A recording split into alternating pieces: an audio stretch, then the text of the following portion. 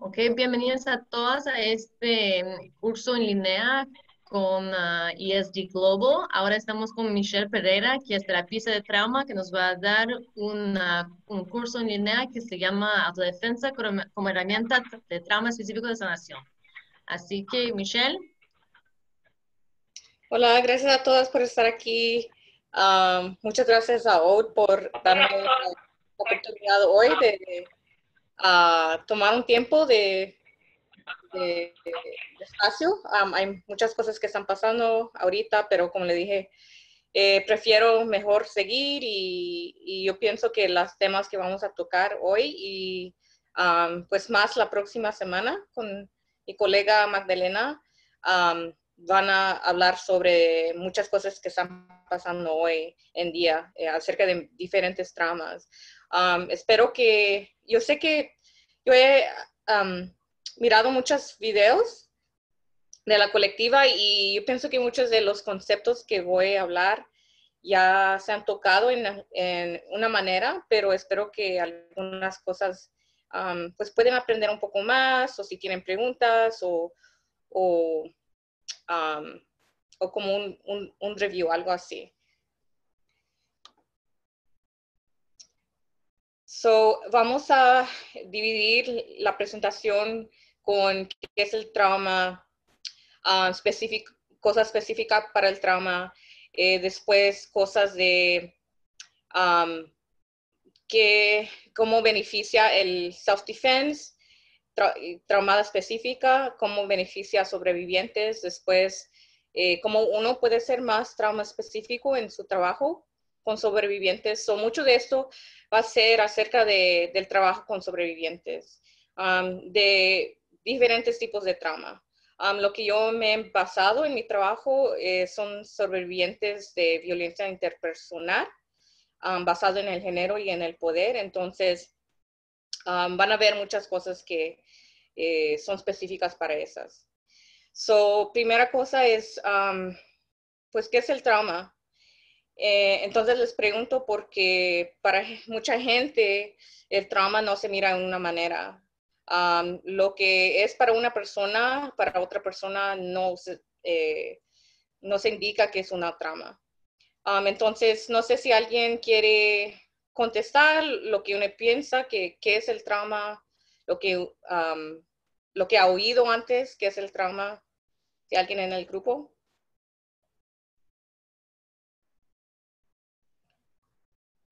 ¿Wanda? Hola, feliz noche. Ok. Hola. Ajá. Discúlpame que me uní más tarde. Para mí el trauma es como una experiencia muy fuerte que uno no es quizás capaz de procesarla y le genera como consecuencias en el día a día dependiendo de cuál fue el trauma. No sé. Sí, exacto, ¿verdad? Los efectos son bien a largo. Algo puede pasar como hace 30 años y sigue los efectos. Um, Mucha gente, el lenguaje también cambia. Entonces, cuando yo hago un grupo con personas que son sobrevivientes, siempre les pregunto a ellas, por ellas o ellos, porque a veces hay palabras, ¿verdad?, que uno dice sin tener un tipo de sentimiento, pero para la demás gente es algo muy fuerte. Entonces, sea bien específico con el lenguaje sobre el trauma. Por ejemplo, algunas personas dicen, no me gusta la palabra violación o asalto sexual. Entonces yo les pregunto, ¿qué tipo de lenguaje sobre el trauma te sientes confortable? Y hacemos como un acuerdo dentro del grupo, ¿verdad? Lo que yo digo a veces del trauma son heridas del alma, ¿verdad? Porque mucha gente dice, también como no podemos decir, eso no es trauma, también mucha gente dice como en bromas, ay, me traumé por esta cosa, ¿verdad? Entonces, a veces es como la palabra ya también se quita un poco del sentido. Heridas del alma para mí es es algo que yo uso, heridas del alma.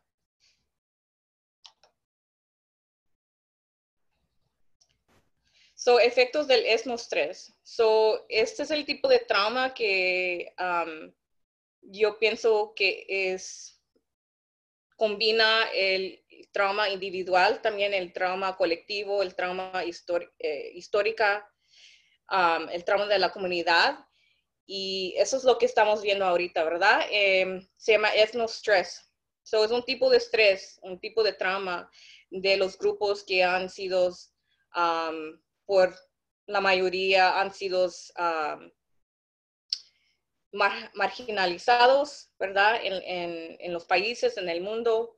Y hay muchos efectos de este tipo de trauma. So, por ejemplo, perdón. Las personas pueden estar sin sentido a la comunidad, ya no se identifican mucho con la comunidad. Parecen que no pueden entender las tradiciones, el lenguaje de la comunidad, los sentimientos de la comunidad. Ya no sienten parte de algo afuera de ellas, ¿verdad? Se sienten muy solas o solos, entonces pierden esa conexión a la comunidad, porque esa parte de la comunidad ya se ha quitado. Se enfoquen mucho en el pasado. No se pueden estar en el momento presente, sino que se enfoquen mucho en el pasado, lo que ha pasado. La gente tiene mucha ansiedad, depresión, miedos, ¿verdad? So la gente se siente ansiosa por lo que pasó. Me va a pasar otra vez. Depresión. ¿Por qué me pasó? Tener preguntas existenciales. ¿Por qué estoy viva? ¿Por qué me pasó? Ya no creo ya no tengo conexión con mi cuerpo, con la tierra. Entonces todo eso, ¿verdad? El efecto del ESMO-3 es mucho de quitar el sentido de relación, y como humanos necesitamos esas conexiones, necesitamos relaciones, y el efecto de ESMO-3 quita eso. Para mucha gente tiene trastornos de la alimentación, son personas que sufren por imagen del cuerpo, sufren por desórdenes de alimentación, porque ya no tienen control sobre el cuerpo, ¿verdad? El cuerpo ya se mira como un objeto. Los cuerpos han sido explotados, entonces uno, por tener ese control, tal vez tiene problemas de la alimentación. Entonces, a veces la gente piensa de trastornos de la alimentación es por esa persona, es individual, pero es cosa de comunidad, de cómo los cuerpos, la sociedad han mirado los cuerpos, la sociedad ha mirado especialmente personas de color, de cómo se tratan, cómo se han usado los cuerpos. Por supuesto, efectos económicos, ¿verdad? En la gente ya no tienen esa cosa económica, ni trabajos, ni educación. Y hay muchos más efectos que hemos visto, ¿verdad?, acerca del trauma.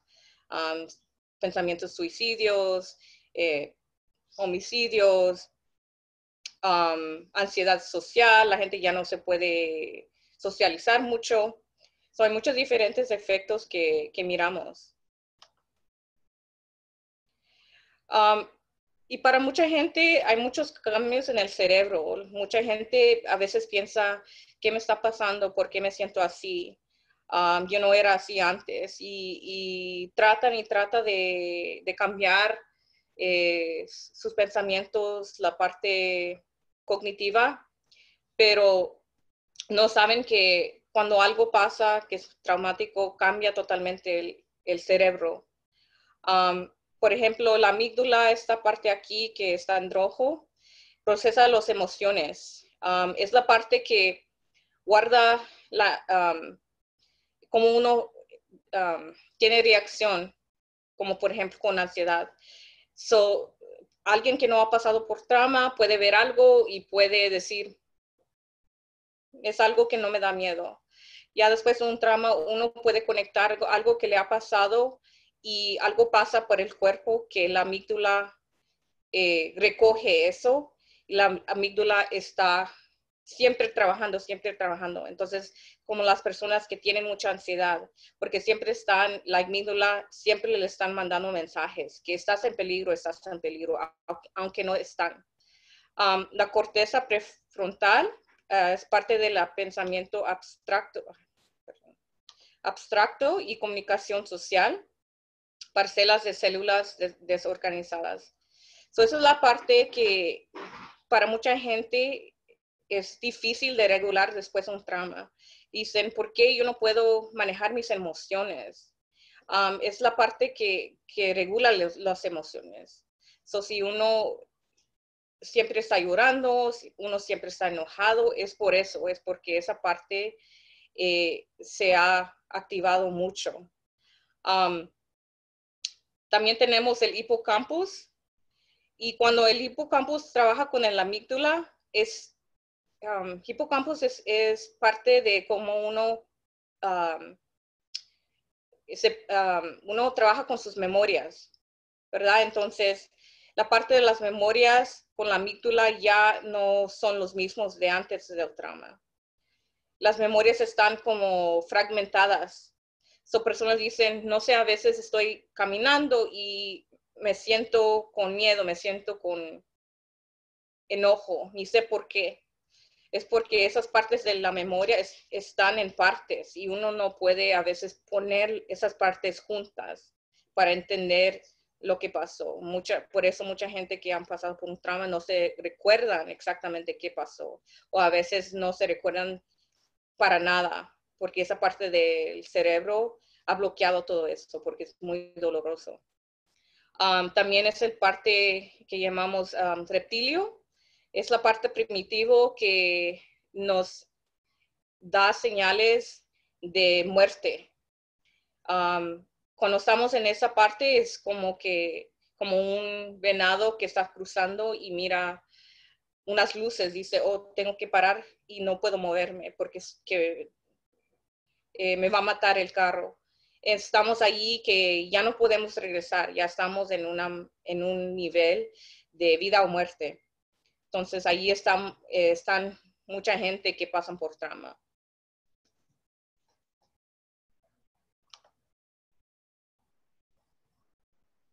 So, estas son algunas componentes en sobrevivientes de trauma que pueden ver en las clases de autodefensa. Para mucha gente tienen sobrecarga de integración sensorial, por lo que digo, por los cambios del trauma que puede cambiar la coordinación y la conexión en el cuerpo. So, a veces puede ver en personas demasiado sensibles al tacto, movimientos, imágenes o sonidos, problemas de comportamiento. Poco reactivo a la estimulación sensorial, puede parecer ajeno al dolor o a la posición del cuerpo. So, a veces, por eso siempre preguntamos, ¿y cómo te sientes en tu cuerpo? Porque mucha gente tal vez está haciendo un movimiento que están pasando por sus límites físicos, pero no lo sienten porque no están conectados a sus cuerpos. Mucha gente tiene problemas de coordinación. Dicen, para las otras personas es bien simple, pero para esas personas es bien difícil. Dicen, yo sé que es simple, pero no puedo hacer ese movimiento. Tengo problemas de coordinación, no tienen el balance. Para personas que tienen nivel de actividad inusualmente alto o bajo, o tal vez hay personas que se cansan muchísimo, o personas que tienen mucha energía, constantemente están en movimiento, puede ser lento para ponerse en marcha y se fatiga fácilmente. Tendencia a distraerse fácilmente o dificultad para hacer transiciones de una situación a otra. So, con el autodefensa tenemos todo eso en mente. Por eso hablamos con las personas, ok, ahorita vamos a hacer esto, vamos en pasos, explicamos, les damos opciones de tener equipo que les pueda ayudar, o si necesitan más tiempo aprender, o si quieren una lección privada. Eso es todo, o a veces la gente, como digo, problemas de comportamiento, tal vez se frustran mucho, se ponen enojadas, o hablan mucho de algo que les ha pasado. Eso se mira en las clases con sobrevivientes, no se mira de una manera. Entonces, las instructoras tienen que ver por todo, tienen que ver cómo las personas se comportan, cómo se sienten, cómo pueden hacer las cosas. La cosa buena con el autodefensa, tiene todo encargo sobre estas cosas. So, por ejemplo, el movimiento de no, no, no, el palm strike. Eso hace mucho movimiento que es estable, ¿verdad? Entonces, hacerlo una vez, otra vez, entonces eso capta la memoria de las personas. Las personas ir en una línea o decir sí o decir no. Entonces, es como practicar esa parte reactiva y poder hacer las cosas de respiración. Y yo sé que la semana pasada hubieron algo así. Eso es muy importante de ayudar a las personas a estar conectados a su cuerpo. Y el autodefensa hace que las personas tal vez viven esa experiencia que tuvieron, pero en una manera que uno se puede sentir seguro en el cuerpo de uno, que uno puede practicar, uno siente la adrenalina, pero al mismo tiempo está descargando en una manera estable. Son los otros beneficios para sobrevivientes del autodefensa. Combinado con psicoterapia grupal, redujo los síntomas de estrés postraumático. Se encontrarán reducciones significativas en la evitación, la ansiedad, la depresión y la vergüenza. Esas son las factoras que más miramos en sobreviviente. Son las características que todo lo que uno siente están sobre estas cuatro. Lo que yo he visto, porque he hecho mucho psicoterapia en grupos y hablar, cuando yo hice los grupos de autodefensa, yo miré un cambio totalmente que no vi cuando esas personas estaban en terapia de hablar. Algunas de las personas estaban en el grupo de hablar por meses y meses. Sí, les ayudó mucho, sí aprendieron mucho de ellas mismas, de sus emociones, de procesar el trauma, pero algo de tener esa experiencia del cuerpo en el autodefensa y tener también ese sentimiento comunitario con el resto del grupo, hizo algo que cuando yo hice mi primer grupo, pude explicar. Yo dije, ¿cómo es que cambió tanto esa persona? Siempre con los dos sería lo mejor. Promueve el afrontamiento activo simulando entornos. Y como expliqué, movimientos naturales, movimientos repetidos con caderas, manos y generación de potencia con movimientos y golpes. Tensión reducida. La gente tiene mucha tensión, por eso la gente tiene problemas de salud, problemas del sistema, no sé cómo se dice, autoinmune, el sistema, que tiene mucho dolor en el cuerpo. Y es como cualquier tipo de ejercicio, ¿verdad? Si la tensión sale, si esa energía estancada sale, la tensión se reduce y es un alivio muy grande para sobrevivientes. Seguimiento de sensaciones corporales. Admite el establecimiento de límites, ve cambios en los niveles de actitud y conocimiento, así como cambios de comportamiento. Yo sé que han hablado mucho de los establecimientos de límites, entonces yo sé que ya saben mucho acerca de eso, que saben mucho del duelo colectivo y una manera en dar sentido. Es un lugar, un espacio donde las personas pueden decir, estoy en este grupo y las demás me entienden. Las instructoras me entienden, saben que esto no es fácil para mí. Es autodefensa, pero no es fácil para mí. Yo no siento que yo puedo hacerlo. Entonces, es una manera en cómo pueden estar y dar el sentido a lo que han pasado, porque muchas veces dicen, ay, pero yo no dije no, yo no hice un movimiento para empujarlo o algo. Y no se trata de eso, ¿verdad? Entonces, por eso tenemos muchas conversaciones sobre actitud y conocimiento de violencia basada en el género o poder, de decirles, no fue tu culpa. La sociedad ha pusido muchos límites um, para las mujeres, más que todo, ¿verdad? Pero también para las demás gente que no tienen el poder en la sociedad. So, eso es otro beneficio de tener ese tipo de autodefensa, que no solo es acerca de la manera física en cómo uno se puede defender, pero en la manera espiritual, en la manera emocional y mental. Y redirección táctil.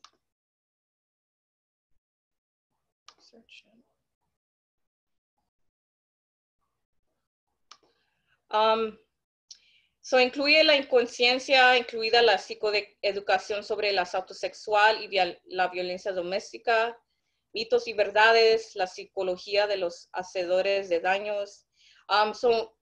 Sí, siempre hablamos de los mitos de violencia sexual y violencia doméstica, porque mucha gente todavía está en una mentalidad bien parte de la patriarca. Y con eso se pueden ver, la violencia doméstica no es una cosa individual, por eso las personas se quedan en esas relaciones. El asalto sexual no es algo acerca de sexualidad, sino del poder. Psicoeducación es muy fundamental para esas personas para saber qué exactamente se consiste. Mitos y verdades, también porque hablamos acerca de no solamente que un extraño te puede atacar, sino alguien que tú quieres, alguien que estás en una relación, tu familia, tu amigo o amiga. Mitos de que verdaderos que las personas que tú conozcas son las personas que más te pueden hacer daño. Y no decirlo de una manera para poner más miedo, sino para poder hablar más sobre la intuición, sobre más en poner los límites, ¿verdad? Entonces, nunca lo que queremos hacer, no queremos que la gente se siente más en miedo, sino que se siente más en intuición. Y es un proceso, ¿verdad? La psicología de los hacedores de daños. También hablamos de eso, tenemos diferentes literaturas donde podemos explicar. Los hacedores tal vez se miran así, pueden decir cosas así, ¿verdad? Y no generalizar de los hacedores de daños. Los roles basados en el género y en el poder y en el juego de esos roles. Yo sé que también hicieron un workshop también acerca del agresor. Es muy importante saber, porque mucha gente, especialmente que la gente que han pasado por trauma, no pueden mirar eso tanto. Tal vez son muy confianzudas en una manera sin darse cuenta. Entonces, por eso es importante el juego de los roles, de poder tener esa oportunidad de ver cómo uno reacciona, qué es lo que uno siente en su intuición. Porque cuando han pasado por trauma, como les digo, los cambios del cerebro a veces no le hacen la gente poder ver esas alertas que cualquier otra persona puede ver acerca de un hacedor de daño. Repasa una variedad de respuestas de trauma, valida todas las respuestas de trauma. Como hablamos sobre el partes del cuerpo, el parte reptilio del cerebro, de la mente. El cuerpo, el cerebro a veces nos da señales de que tenemos que ¿cómo se dice? Freeze. ¿Cómo se dice freeze? Paralizar. Paralizar, ajá, exacto, paralizar, ¿verdad? Todo eso es parte de sobrevivir, ¿verdad? Entonces, validar esas respuestas. Mucha gente dice, es que yo me paralicé, no pude moverme, entonces hice mal. Pero para nosotros que entendamos un poco más de todas las respuestas, que es paralizar, pelear, flight, es como irse, correr, ¿verdad? También, no sé cómo se dice en español, friend, como hacer amigos, ¿cómo se dice? Wanda, no te escucho. Buscar ayuda. No, está hablando como de cuando hay el agresor y tú como haces como tú eres amiga con él. Empatía. ¿Cómo era? Empatía. Ajá, sí, algo así. Como mostrar empatía. ¿Verdad? Esas son cosas que hacemos a veces que nos salimos en cosas que no queremos estar. Entonces, hay muchas diferentes respuestas, ¿verdad? Y si las personas dicen, mi manera de acercarme de algo que me da miedo es paralizarme, entonces, ok, lo tenemos en cuenta y trabajamos con eso. Eso no es que necesariamente que vas a cambiar totalmente tu respuesta, pero tal vez cositas que tú puedes hacer para sacarte de ese paralizo. Proporcionar una lista de recursos integrales para estudiantes. Eso siempre da recursos, porque mucho del sufrimiento, mucho de la trauma es acerca de no solamente, ¿verdad? Como digamos de un ataque, pero también de la pobreza, también de falta de educación, algo para la familia, para los niños. Entonces, tratar de ver totalmente la persona y todo lo que necesita la persona, lo más que se puede, porque a veces los recursos son bien limitados en muchas comunidades. Entonces, por eso tener una colaboración con diferentes organizaciones que pueden ayudar al menos con eso, ¿verdad? Al menos algo que puede aliviar el trauma para esa persona. Trabajo corporal, la actitud corporal y la imagen corporal de los individuos se transforman. So, la gente a veces piensa, he oído muchas personas que dicen, es que estoy un poco, en sus palabras, un poco gordita, no puedo hacer esos tipos de movimientos. O una persona puede decir, tengo disabilidades físicas, no puedo hacer ese movimiento. Entonces, si podemos trabajar con esas personas y poderles hacer otros tipos de movimiento que todavía se pueden defender, se sienten mejor con su cuerpo, de saber, mi cuerpo hizo eso, mi cuerpo pudo defenderme, ¿verdad? Y eso es el empiezo de un cambio de la actitud corporal. Ahora tocamos la inclusividad de trauma.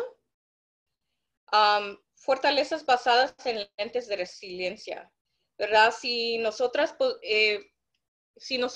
solamente damos información a la gente para, como digo, que se sienten en más miedo o que se sienten, pues, ok, hay todo esto que tenemos que analizar, no podemos hacer nada, no podemos cambiar nada. Entonces, no va a tener mucho cambio. Hablar más de la resiliencia de la gente antepasado, qué es lo que hicieron la gente antepasado en su cultura, en su comunidad, sus ancestros. Y de las personas han sobrevivieron con mucho de sus cualidades propias y recordarles que eres una persona con mucha resiliencia. Evaluación de la comunidad centrada en el sobreviviendo, hablando con los ancianos. Por ejemplo, mirar diferentes personas en la comunidad que pueden ser sobrevivientes. A veces la gente se olvida de las personas ancianas, ¿verdad? Dicen, pues, no están teniendo, la gente piensa no están teniendo sexo, o las personas con disabilidades, ellos no pueden sentir el deseo. Entonces, nos olvidamos de un grupo muy importante, un grupo que les pasa más violencia sexual o doméstica por ser vulnerable, pero también por no tener una voz que nos puede defender. Entonces, sí, mirar la comunidad y el centrarse en qué es lo que ustedes de sobrevivientes necesitan, ¿verdad? Entonces, tener los sobrevivientes lo más que se pueda en la implementación de los programas, implementación de los talleres, lo que sea, ¿verdad? Para que ellos, porque ellos son los expertos de sus experiencias. Multidimensional, privilegio y opresión como marco espiritual. So, especialmente ahorita lo que está pasando en los estados y pasa por todas partes del mundo. Como dicen los afro-latinos descendientes, los grupos de ellos en Costa Rica, en diferentes partes del mundo, que tenemos que tomar todo y reconocer nuestros privilegios. Tal vez aunque seamos latinas, como uno se identifica, ¿verdad? Brasileña, lo que sea, latina, pero muchas de nosotras tenemos privilegios, sea de educación, sea donde vivimos, sea el color de nuestra piel, tener habilidad de mover con nuestros cuerpos, de no tener disabilidad psiquiátrica. Entonces, tomar todo en cuenta y hablar de esas cosas, que la violencia sexual y violencia doméstica es parte de la opresión. Y si no cambiamos eso, entonces la inclusividad de trauma va a ser muy limitado.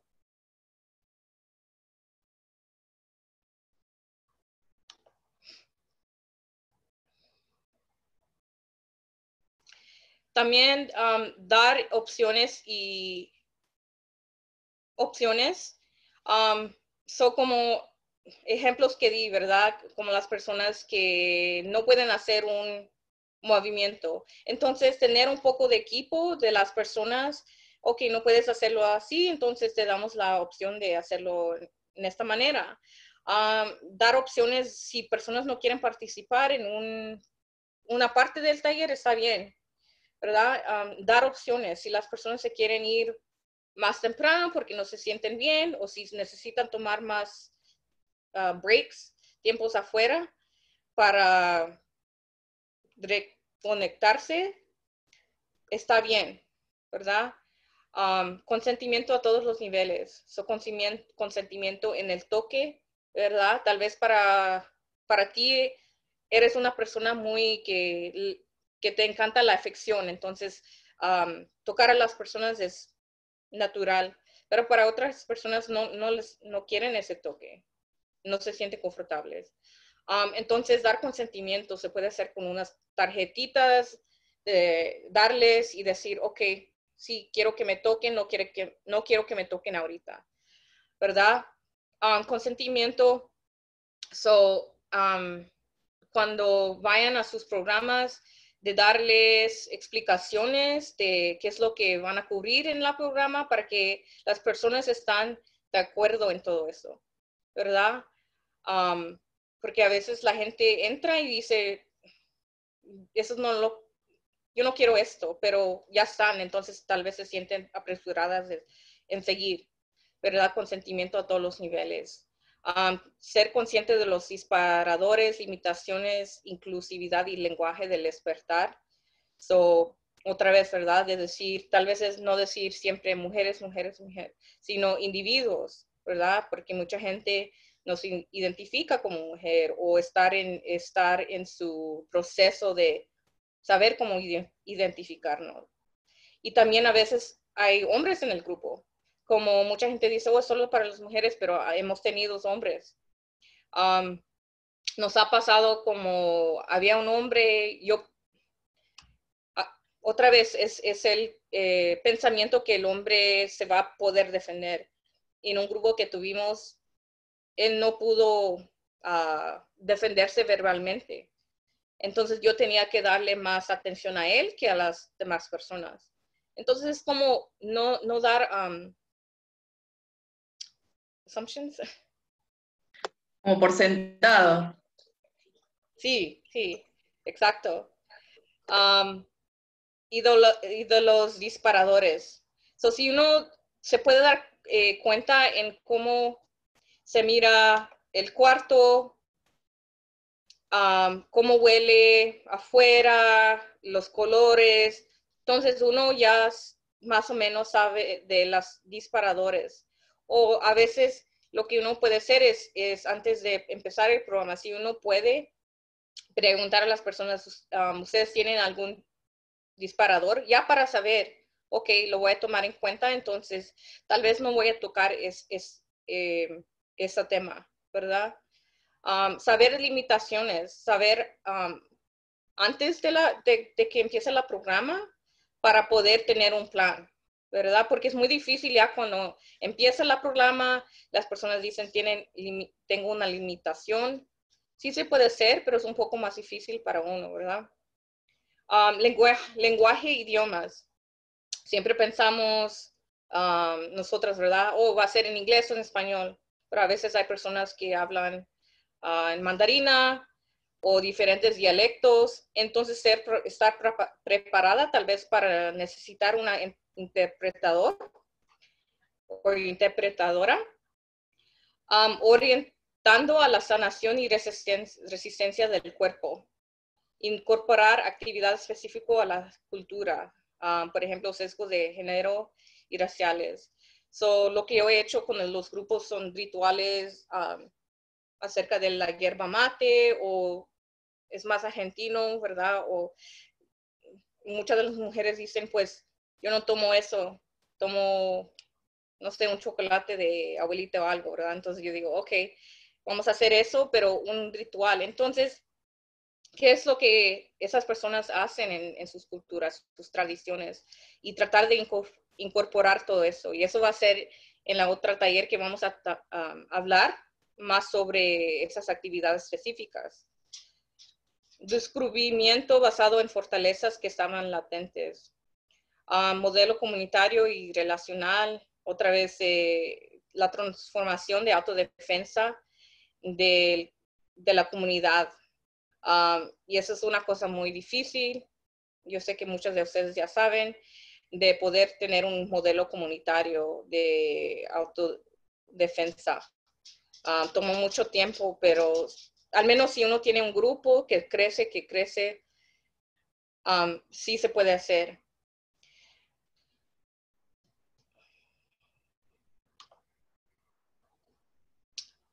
Otra vez accesibilidad y como digo, los recursos van a ser limitados a veces, donde tenemos los talleres, pero pensar, ok, si una persona con sillas de ruedas se puede entrar, es posible, ¿verdad?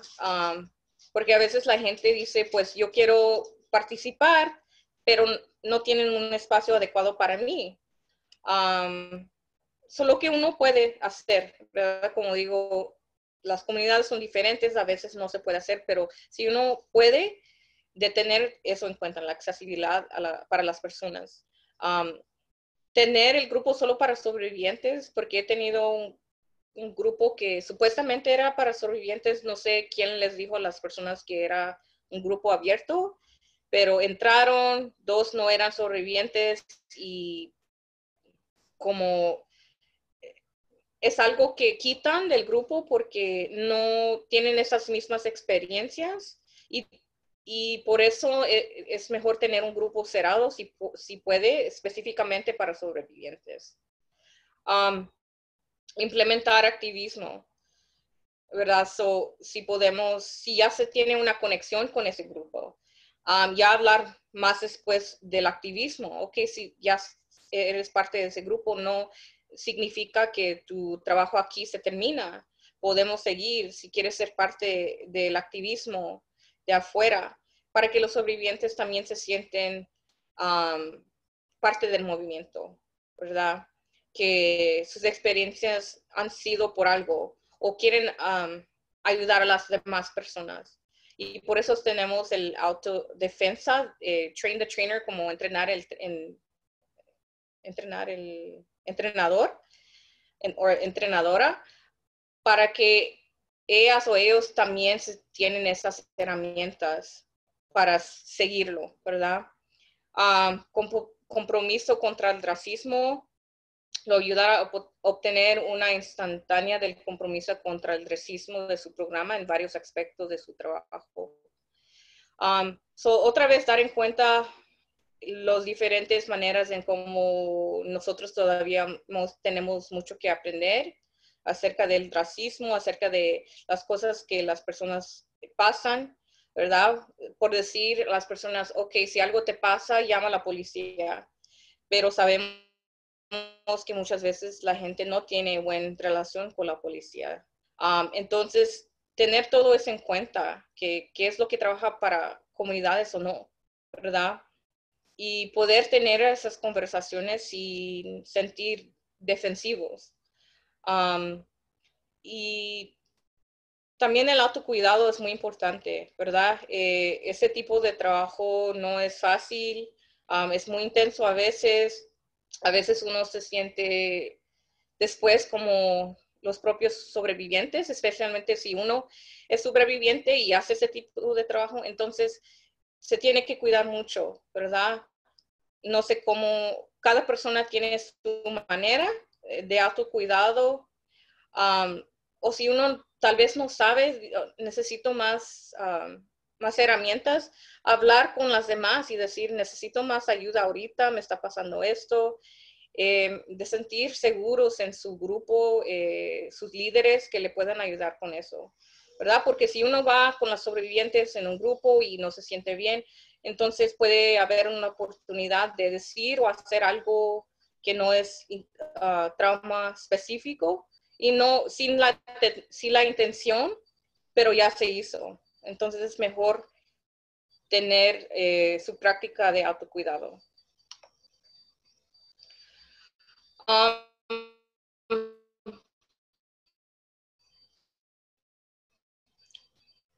La dirección peligro, somos sobrevivientes que, como digo, el autocuidado, que tienen diferentes maneras de comportamiento, de cuidarse, que a veces no entendemos si no hemos pasado.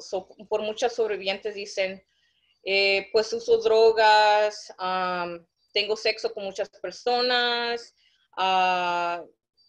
me corto, cosas que, como digo, para muchas personas, o eso no es bueno, tú tienes que aprender a hacerlo en otra manera. Muchas veces esas son las cosas que ayudan a sobrevivir por ese día.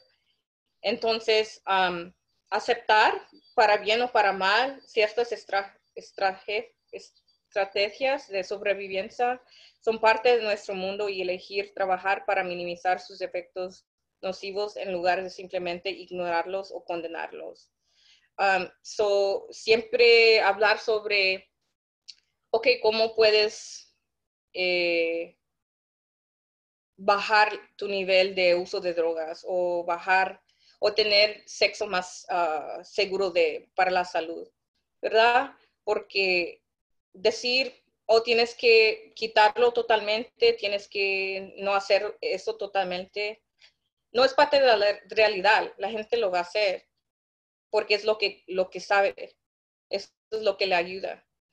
Entender el trauma como un fenómeno complejo y multifacético que abarca un continuo de comportamientos, desde reacciones severas hasta ausencia total de emociones, y reconocer que algunas formas de afrontamiento son claramente más seguras que otras. No hay una manera como la gente trabaja con sus traumas.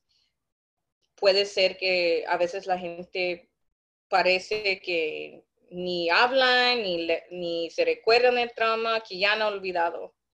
Para otras es que siempre están en el trauma. So, dar espacio para todas las personas que hablan o que enseñan esos comportamientos. Establecer la calidad de vida y bienestar individual y comunitario, no necesariamente el cese de todos los comportamientos como criterios para intervenciones y políticas exitosas. So, mucha gente dice, oh, pues para mí es un logro si esa persona ya no hace eso, pero no debería de ser, ¿verdad? Pide la provisión de servicios y recursos sin prejuicios y sin coacción a las personas que usan ciertos comportamientos y las comunidades en las que viven para ayudarlos a reducir el daño que conlleva. No intentar minimizar o ignorar los daños y peligros reales y trágicos asociados con los comportamientos lícitos y ilícitos.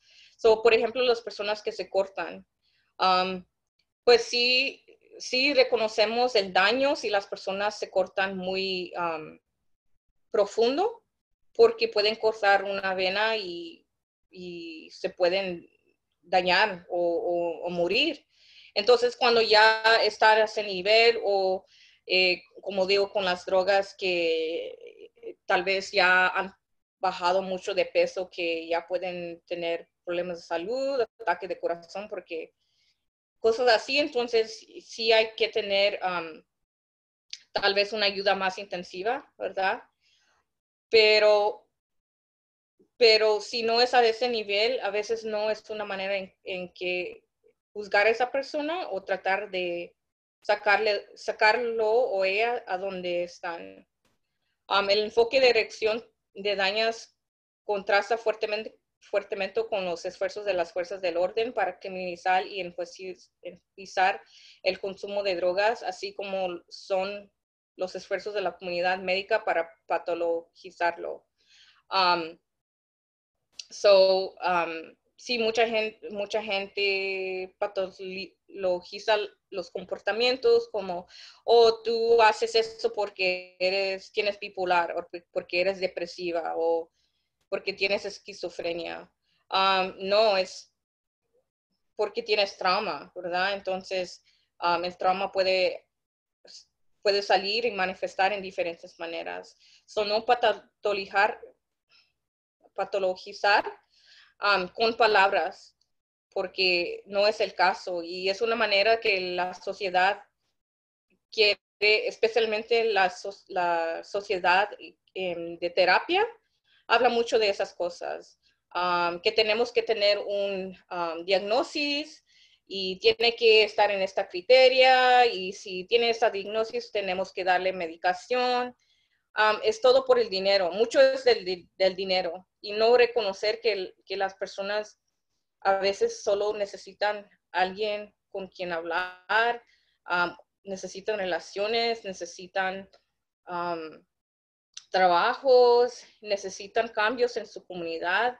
No es tan fácil de diagnosticar y dar medicación, ¿verdad? Y a veces la gente sí verdaderamente necesita medicación, no es que la medicación no sirve para nada, pero es como un recurso, last resort.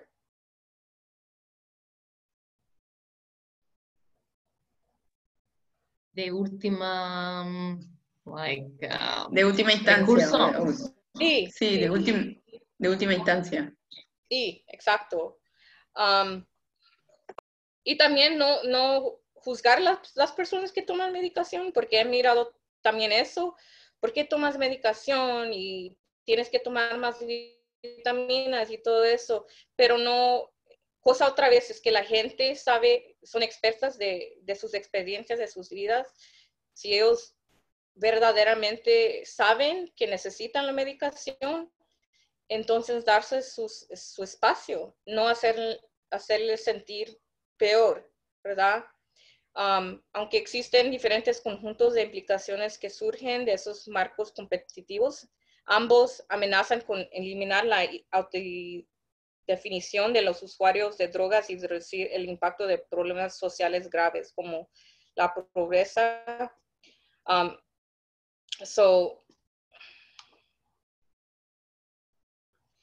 Esas son actividades específicas que ayudan con los diferentes tipos de principios que tenemos, ¿verdad? El correr, decir, pelear, gritar y I forgot. Son diferentes actividades. Yo sé que tal vez las han hecho algunas de ustedes, círculos de sí, ¿verdad? Usar la voz, voces y afirmaciones, expresión de la opinión, de decir afirmaciones con poemas, manifestos, declaraciones, ¿verdad? Identificar emociones en el cuerpo, que puede ser parte de pensar, o hacer ejercicios acerca de qué es lo que necesito, qué es lo que quiero, qué es lo que siento, y usar los 5 sentidos para sanamiento del cuerpo. Y últimamente las fundaciones teoréticas que tratamos de usar, la teorética social, que las personas tienen derecho de proteger la autonomía personal y política. Somos personas parte de comunidades sociales y la autonomía es la cosa más importante, ¿verdad? Es lo que está pasando ahorita, que las personas están protestando, supuestamente tienen derechos de expresar, pero tenemos un toque de queda por estar adentro. Entonces no hay autonomía personal y política, aunque dicen que sí, ¿verdad? Nos pasamos en la teorética social, también la teorética empoderamiento feminista, que la capacidad de la gente para mejorar sus vidas está determinada por su capacidad para controlar su entorno, es decir, tener poder. Eso es últimamente lo que queremos para los sobrevivientes, de tener poder, que sienten que el poder les han quitado con estos actos de violencia, pero que siempre tenemos ese poder internal, de que basamos la vida en tener ese poder, y el poder el autodefensa tiene que enseñar el poder del cuerpo, el poder del espíritu, el poder de la mente. Un J aquí que dice Chad Kauser, la praxis de la resistencia es también una forma importante de autoeducación sobre la naturaleza del poder, las operaciones de opresión y la práctica de la autonomía.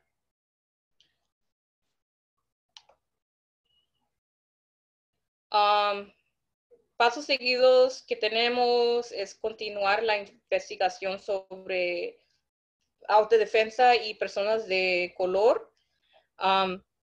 Hemos mirado muchos del estudio de autodefensa y mucho no tiene su información o contexto de personas de color. Es muy importante, ¿verdad? Porque no se tiene que basar todo en una población de mujeres,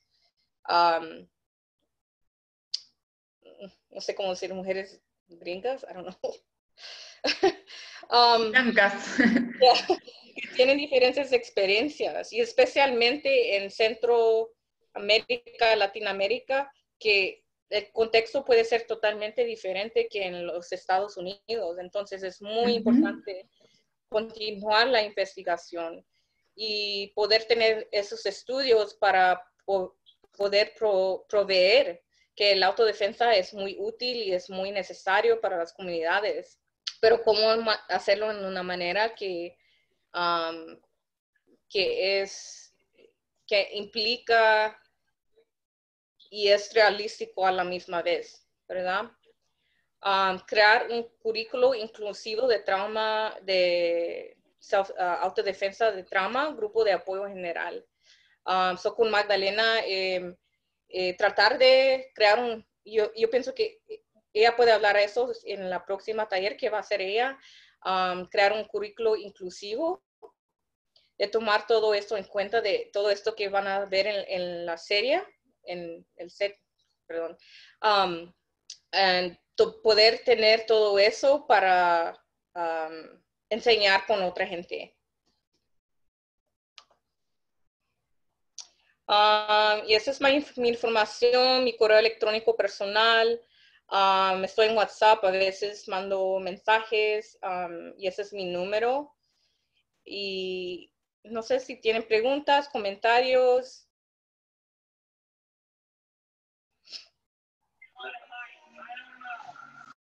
Pues muchísimas gracias, Michelle. Yo tengo preguntas, así que empiezo yo. Cuando al inicio tú hablaste de que es importante con el grupo mismo, con los participantes, de definir lo que es trauma, de buscar las palabras que el grupo quiere usar. Por ejemplo, tú usaste el ejemplo de hay gente que no quiere usar la palabra violación, así que lo van a usar como una palabra diferente. Pero yo quiero saber, como instructora de autodefensa, lo que tú quieres que los participantes o las participantes saben sobre el trauma. Porque yo he visto instructoras de autodefensa que hablan de la amígdala y de todo eso. Yo no soy así, porque no me gusta hablar como de cosas que la gente no pueden como realmente como sentir. Así, pero no sé. Así que eso es mi pregunta, es sobre el trauma, ¿qué quieres que ellas sepan sobre trauma? Dependiendo del grupo, porque a veces tenemos como personas, como los grupos, a veces tenemos como educación y grupos de terapia. So, por ejemplo, si las personas están en el grupo de terapia, ya saben más o menos la fundación del trauma, entonces ya podemos seguir, como dices, tal vez seguir en esos, con esa información del cerebro, ¿verdad? O un poco más de otro nivel, pero la fundación del trauma usualmente es qué tipos de trauma las personas pueden tener, cómo se identifica la definición, las estadísticas del trauma, maneras en cómo las personas, las reacciones, diferentes efectos, a veces qué es lo que promueve el trauma en la parte de la sociedad. So, depende del grupo. Si el grupo, el taller es 2 horas, entonces no podemos hablar mucho del trauma, es bien breve. Pero si tenemos como series de 8 semanas, entonces podemos tocar un poquito más. Y tener partes del trauma específico como violencia sexual, violencia doméstica, tráfico humano, pero también cómo el trauma ha afectado y cómo tomar todo lo que ha pasado en una manera que puede ayudar a la autodefensa. So, por ejemplo, la intuición, conectar, como dije, conectar que las personas que han pasado por trauma tal vez no pueden, no se alertan tanto a las señales, ¿verdad? Entonces, cómo hacer más fuerte esa parte de la intuición.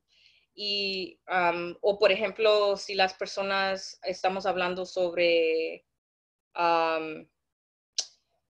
sobre los límites. A veces la gente dice, oh, porque yo tuve una experiencia de decir no y la persona no respetó mi no, entonces no sé cómo poner límites. O cuando era niña no pude poner límites en mi cuerpo, entonces no pude aprender, pues, poner los límites. Entonces, conectar todo eso, ¿verdad? ¿Qué es lo que te pasó acerca del trauma y cómo podemos trabajar para que tú puedes salir de ese narrativo? Ese fue tu narrativo, ese fue tu historia, pero cómo podemos salir un poco más de afuera de tu historia para que tú puedas utilizar la autodefensa en la manera más efectiva para ti. No sé si las preguntas...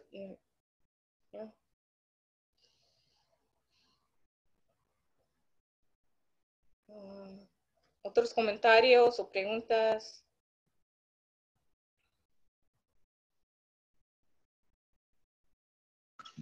Yo tengo una pregunta. Creo que ya que empieza a hacer ese trabajo, a veces se nos va a hacer más fácil trabajar con trauma, pero ¿cuáles son tus recomendaciones cuando estás trabajando con una co-facilitator?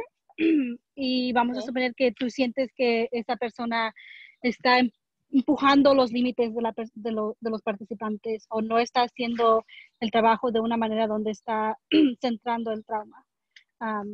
¿Cuáles son tus recomendaciones en cómo intervenir? ¿Crees que es mejor esperar a después de la clase a tener esa conversación? O si tú ves que algo está ocurriendo, a decir algo. Vamos a suponer como con lo físico, ¿verdad? Obviamente parte de ESD es empujarnos a nosotros mismos, aprender a veces nosotros mismos nos ponemos límites y que podemos hacer más, ¿verdad? Pero con el trauma a veces es difícil saber si estamos empujando por las razones correctas, que es queremos que esa persona trate algo diferente, que es un lugar seguro para que ellos traten algo nuevo. Cuando cruzas esa línea, ahora estás empujando a una persona que ha sido víctima de violencia interpersonal a hacer algo que no quieren. Posiblemente están teniendo, algo se les está viniendo a la mente, algo están recordando de su trauma. Entonces a veces es difícil saber si empujamos es correcto o si estamos empujando de más. Y cómo, si estás con un co-facilitator, cómo saber intervenir, cuándo es el momento correcto para intervenir. No sé si me di a entender, ¿sabes? Sí, por ejemplo, si es como por ejemplo una palabra que es ofensiva o no ofensiva, pero no específica al trauma, entonces intervenir, tal vez a tratar de explicar en otra manera para que la sobreviviente no se siente que está haciendo algo mal, ¿verdad? O entender más un poco. Pero si ya es como algo que tú miras que es muy dañoso a esa persona que está pasando, que la otra persona, la facilitadora, se está pushando mucho o está haciendo mucho daño, entonces decir, ¿cómo se dice? Point it out.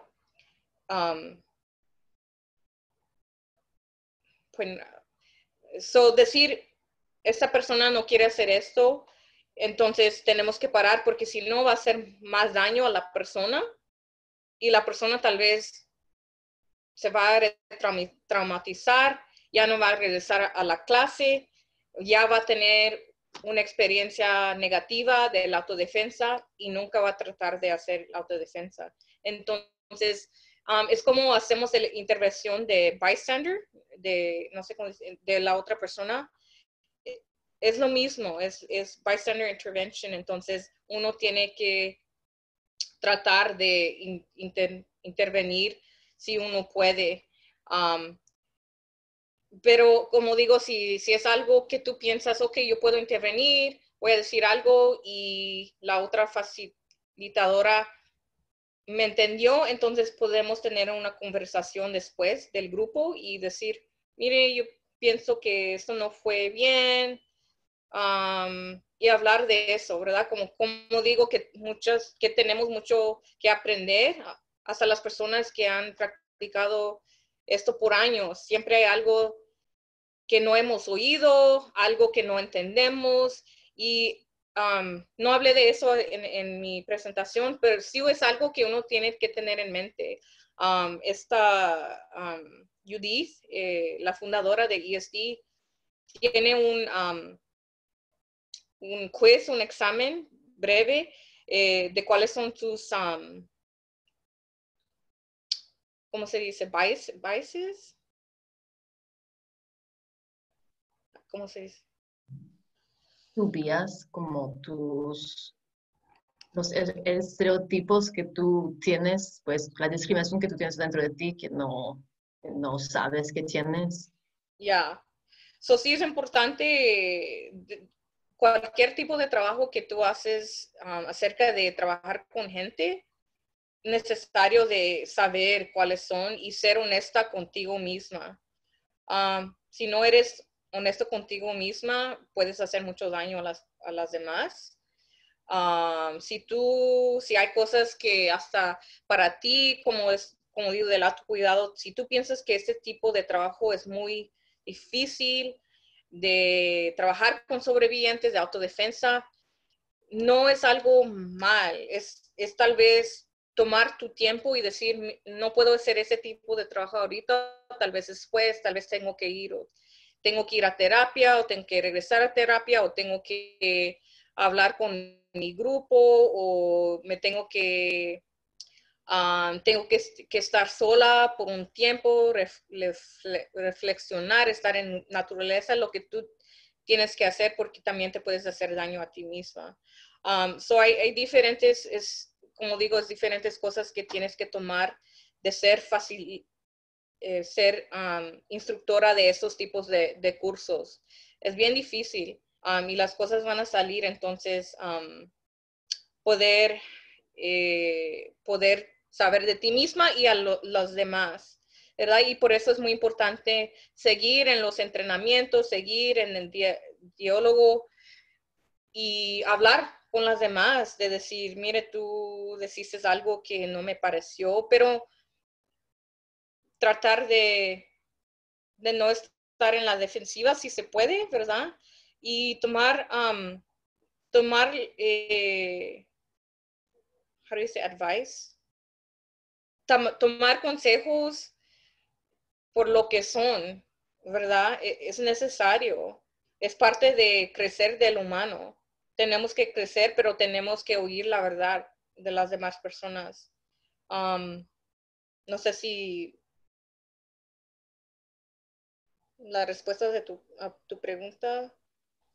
Sí, y la segunda parte, creo que a veces es fácil intervenir cuando es un participante, pero creo que, como tú mencionaste, es parte de saber sobre el trauma, es también saber que muchos de nosotros venimos con traumas. Y aunque estemos preparadas, aunque hayamos hecho el trabajo para poder estar ayudando a las personas, a veces estos traumas pueden salir, porque es la realidad cuando uno ha vivido trauma.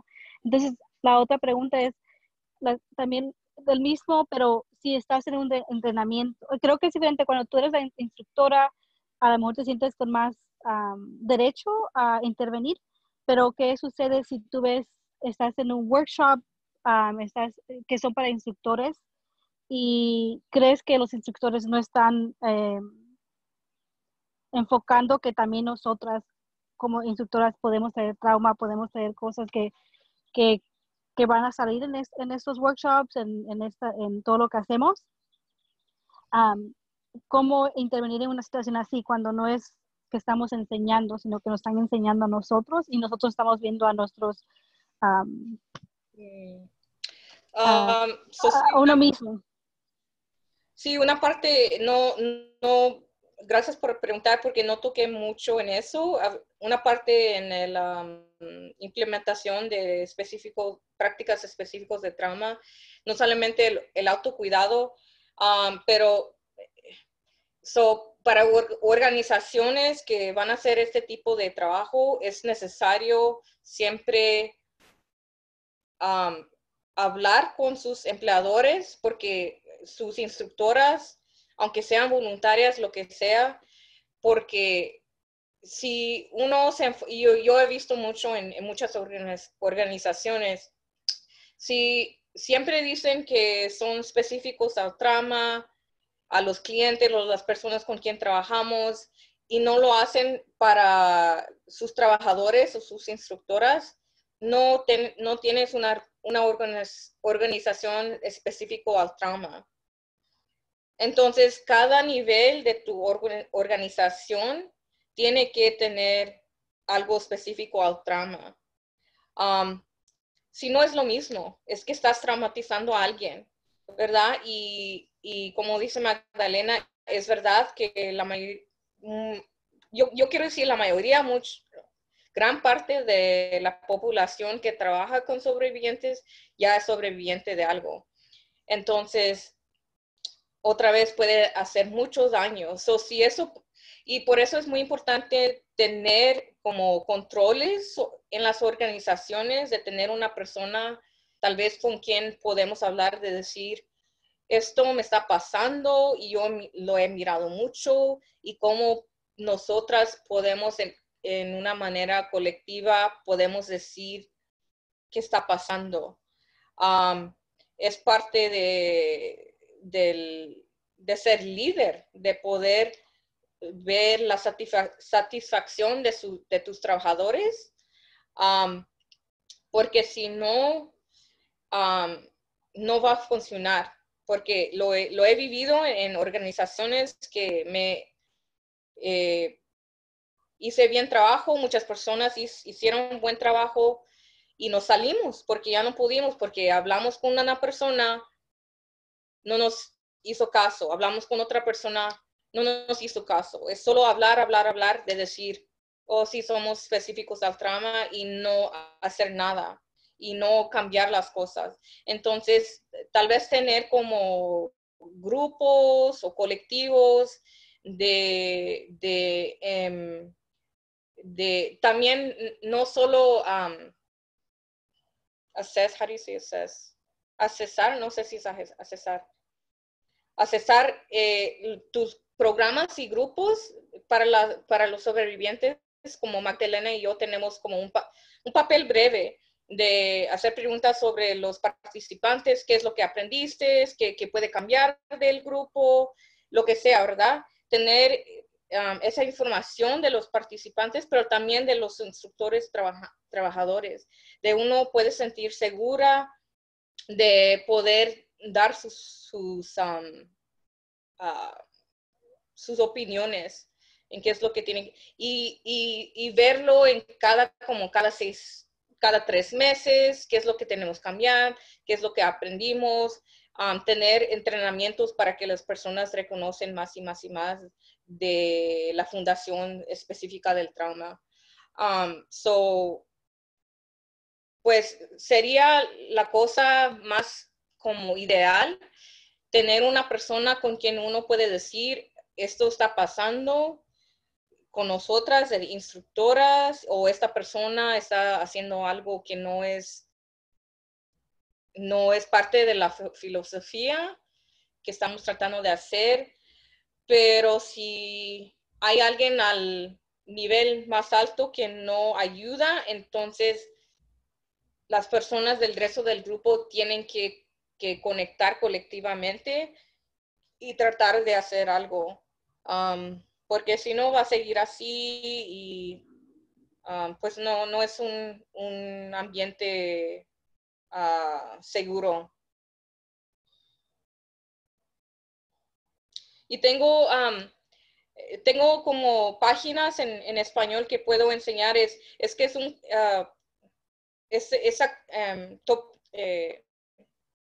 el tema de trauma específico es un proceso muy largo, ¿verdad? A veces se toma como muchos talleres en aprender totalmente.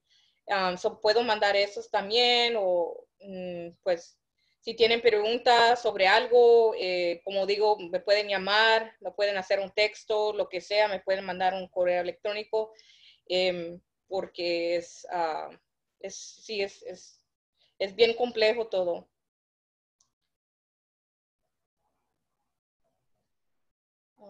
¿Tienen otros comentarios o preguntas?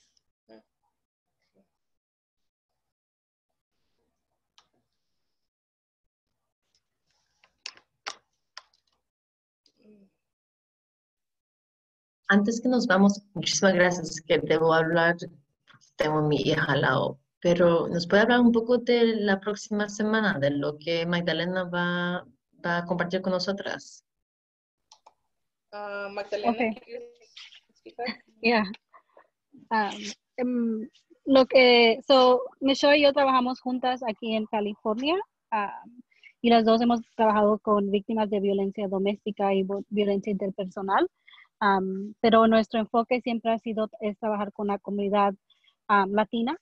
Las dos crecimos en los Estados Unidos, pero en ciudades con mayoría comunidad latina. Entonces, lo que nosotros hemos incorporado en nuestros talleres es como Michelle presentó hoy, saber sobre el trauma, cómo ESD no nada más es para prevenir violencia, pero para sanar, para reconectarte con el cuerpo. La otra parte que nos interesa mucho es la justicia transformativa, que habla más de las comunidades de colores y cómo las comunidades de colores son impactadas por la justicia y por, usualmente los hombres de colores van a la cárcel más que los hombres blancos, sufren más violencia ellos y muchas veces esa violencia entra a la casa en respuesta a la violencia que ellos están viviendo en la calle. Y es un tema, obviamente, si están viendo las noticias, porque está en todas las noticias, es lo que está pasando en los Estados Unidos ahorita, que muchas de las injusticias lo estamos viendo y ha empezado esa conversación de que los sistemas que existen para responder a la violencia a veces hace más daños a las comunidades de colores que ayuda. Entonces, nosotros lo que tratamos de hacer es hablar sobre eso, hablar de qué es lo que la víctima quiere. ¿La víctima quiere llamar a la policía o quiere tratar de arreglar la situación? Y si quiere tratar de arreglar la situación, ¿qué es lo que se tiene que hacer para que sea un lugar saludable para esa persona? También hablamos del impacto de la violencia, no solamente en lo personal, pero cómo afecta a la familia y cómo afecta a la comunidad. Y como para que de verdad haya cambio en este movimiento para erradicar la violencia de género, tenemos que incluir a las comunidades y tenemos que hablar de la violencia que existe entre las comunidades y cómo estos sistemas han creado un lugar donde pueda existir la violencia y no nada más culpar a la persona que está haciendo daño, pero hablar de qué otras cosas están impactando a las familias y a las comunidades. Entonces, la próxima semana hablaremos un poquito sobre eso y hablaremos un poquito sobre qué tipo de rituales pueden usar que incorpora esta justicia transformativa. Porque también otra cosa es que cuando hablo de justicia transformativa, mucha gente dice, ¿qué es eso? Y de nuevo, es algo que más en los Estados Unidos se ha hecho como algo que tienes que tener certificados y ir a la escuela para aprender, pero la realidad es que la justicia transformativa es como las comunidades indígenas han tenido sus sociedades y han sobrevivido. Es algo que uno practica al día. Entonces, muchas veces no sabemos lo que estamos practicando y le hemos puesto este término que a veces no sabemos lo que es. Una de las cosas que nosotros tratamos de hacer es volver a incorporar estos rituales o estas cosas que las comunidades hacen y decir, esta es una manera que ustedes también pueden responder a la violencia. Entonces, reconectar con estas tradiciones que muchas comunidades en Latinoamérica y en los Estados Unidos hemos como que olvidado o nos han empujado a no conectarnos con ellas. Vamos a hablar un poquito sobre eso la próxima semana.